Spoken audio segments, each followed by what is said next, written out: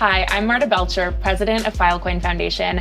I am thrilled to be here on DWeb Decoded today, coming to you from Toronto at Consensus with Bo Hines, who is the executive director of the White House's Crypto Council. Bo, thank you so much for being here. Absolutely, thanks for having me. We're absolutely thrilled to get to sit down with you in the very short time that you've been the executive director of the Crypto Council. You've gotten so much done for crypto, which we're so grateful to you for. I would love to hear from you. How did you get interested in crypto in the first place?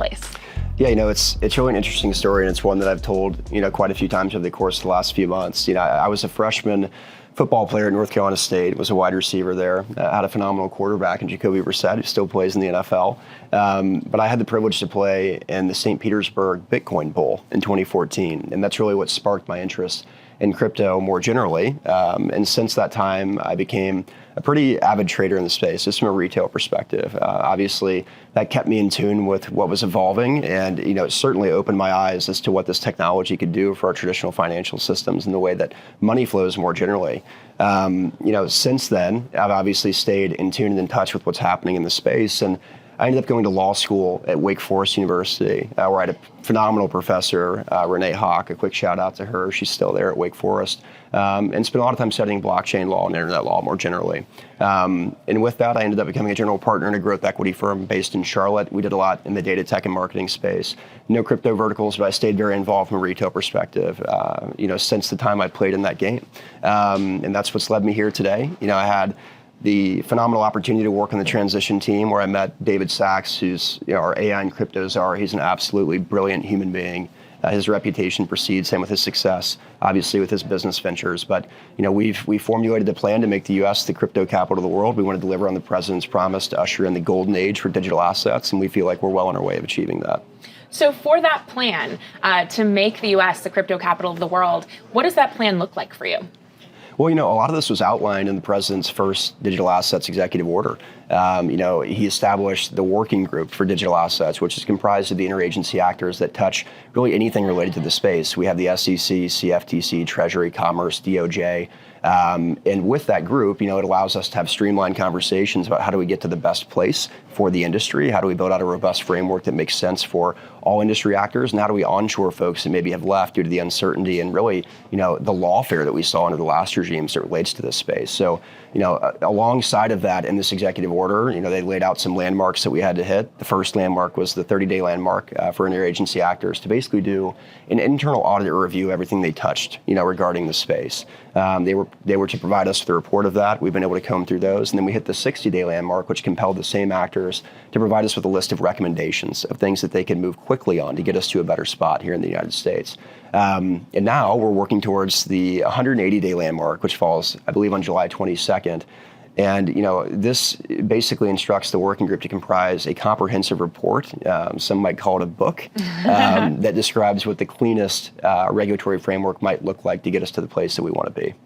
And so there's a lot going on right now in crypto legislation, regulation. Sort of, how are you navigating all of the different processes that are happening right now? And, what's your take on everything going on in crypto policy beyond the White House?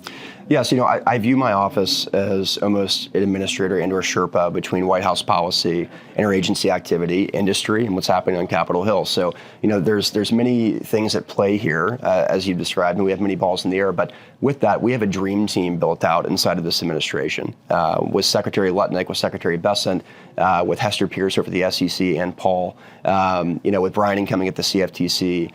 This is a team that knows what's best for the space and knows how to get the United States into a position where we are the crypto capital of the world. I think we've certainly illustrated that over the course of the first 100 some odd days at this point, with the rescissions and guidance that's been offered by many of these interagency actors. And we kind of view this in three phases, right? We have the demolition phase, which is well underway. I'd say we're about maybe 75 to 80% of the way home there. Then we have the construction phase, which we're reliant on our colleagues on Capitol Hill to help us with. And this, speaks to the president's legislative priorities, really with stablecoins and market structure. Then we'll move on to the implementation phase, where we talk about integrating these new technologies into our traditional financial ecosystems. And I think with that, we could see a place in which the way we move money, our financial systems more generally are revolutionized overnight. And that should be very exciting for the American people. We're talking about more cost-effective transactions, more transparency, and really, instant settlement times. These are things that will help American businesses and really help us, create an environment in which the U.S. dollar remains dominant for years to come. I think that's a really compelling vision of sort of the future of crypto assets in America. And I'd love to hear more from you about that, about what is exciting to you about crypto, what you really see as, the reasons that it's so important for crypto to play such a huge role in America's future. Yeah, I think for still most of the general public, when they hear crypto, they think Bitcoin, and for good reason. Bitcoin's very unique, and obviously, we've seen what we did with the strategic Bitcoin reserve through that executive order, a monumental executive order, if I might add, President Trump delivering on his promises that he made on the campaign trail. And, here we wanted to recognize Bitcoin for what it was, which is being, unique. It's a commodity, not a security. It has intrinsic stored value. It has the immaculate conception, as we like to say. And we wanted to harness this asset on behalf of the American people. We view Bitcoin as digital gold. And the question I get asked from journalists all the time is, how much do you want? I say, well, that's, a silly question. We want as much as we can possibly get, so long as we can harvest it in budget neutral ways that don't cost the taxpayer a dime. And we're really excited about the prospects of what that's going to look like more generally. And the EO instructs the Commerce Secretary as well as the Treasury Secretary and their teams to produce these ideas, but the ideas are limitless, and we're not stuck to just one. We'll probably move expeditiously on those that we can implement more quickly. That being said, we can continue to build on top of that, and I think that's a very exciting prospect for the American people. Are there any use cases in particular that you're excited about? Like when you think about crypto and sort of what crypto can do, even outside of the financial realm, what do you think about when you think about like the sort of breadth of kind of not only crypto, but also Web3? Yeah, as we start talking about integrating these technologies, I liken it to, we've seen the way in which we communicate has evolved rapidly over the course of the last several decades. Our devices have changed. We have, more effective, more streamlined ways in which we're able to speak to one another. In the financial world, we've seen an archaic process continue to exist for quite some time. And in large part, that's because institutions are oftentimes resistant to change. I think that we're in a new era in which a lot of these traditional financial players recognize how important this technology is and what it can do, not only for their businesses, but more generally the United States of America.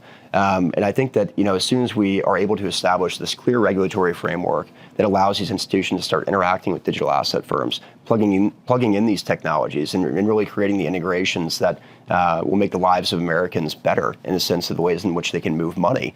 I just think that it's extremely exciting, and people should be paying attention to the fact that our financial system could be completely revolutionized overnight.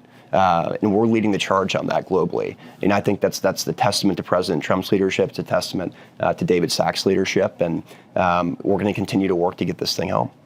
And so what are you excited about right now? What is really keeping you up at night as you're working towards, this sort of future of the U.S. where crypto is really able to thrive?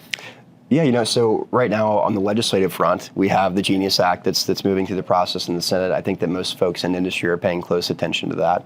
And the reason this is so important is because we view stablecoin legislation as really the foundational pillar of everything that we can build on top of that. You can start talking about tokenized public securities and 24/7 markets and things that are extremely exciting. But more broadly, this provides us the ability to secure U.S. dollar dominance globally for decades to come. This is something that should be completely nonpartisan. This is something that everyone should be able to get behind, and that's been our message to senators up on Capitol Hill as we continue to push this bill forward. But I'd instruct people to pay close attention to what's happening there because this could be a massive unlock for the industry. I could not agree more. I always say that, this is, there is no way for an entire party to see a technology and be anti that technology. Like you can't be anti the internet, right? Yeah. And so the idea that a party would be anti crypto, really doesn't make sense if you really care about kind of the future of America and are taking that seriously. Yeah. So I could not agree more on the bipartisanship and, the importance of that for the future of crypto policy.